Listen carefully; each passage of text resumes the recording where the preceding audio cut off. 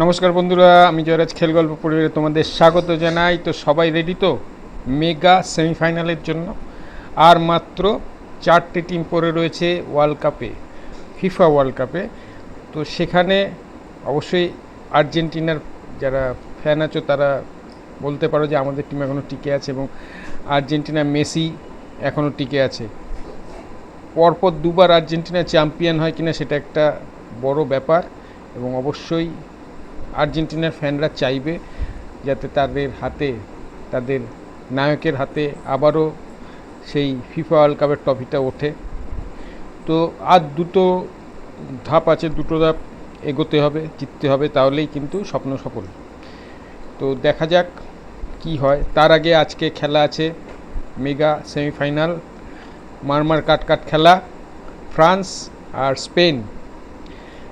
ফ্রান্সের এমবাপে নাকি স্পেনের লামেলা ইয়েমেল, কে শেষাশি আসবে, কে ফেভারিট? একদম জমজমাট খেলা। এই না হলে সেমিফাইনাল, ওয়ার্ল্ড কাপ সেমিফাইনাল 4 বছর পর হয়, এবং দুটোই পুরো বাঘা টিম। অপর সেমিফাইনালও যথেষ্ট ভালো হতে চলেছে, ইংল্যান্ড এবং সবার প্রিয় আর্জেন্টিনা। তো সেখানে হ্যারি কিন না মেসি, কে শেষাশি আসবে? তার আগে আজ রাতে 12:30টায় এমবাপে এবং লামেলা ইয়ামাল দুজনের মুখোমুখি হচ্ছে, এবং একটা জমজমাট সেমিফাইনাল হবে আশা করা যাচ্ছে।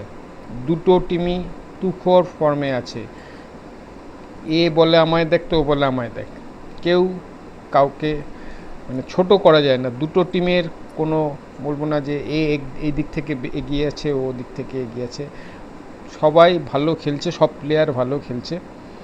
এইবার যেটা হয়, সেমিফাইনালের প্রেশার এবং প্রেজেন্ট ডেতে কে কীরকম খেলে, কার পারফরমেন্স কেমন হয়। সবাই তো মানুষ, সবার পারফরমেন্স সব দিন সমান যায় না। তো সেক্ষেত্রে কে যে ভালো খেলবে, মে দ্য বেস্ট টিম উইন, তো সেই যে ভালো খেলবে জিতবে। অবশ্যই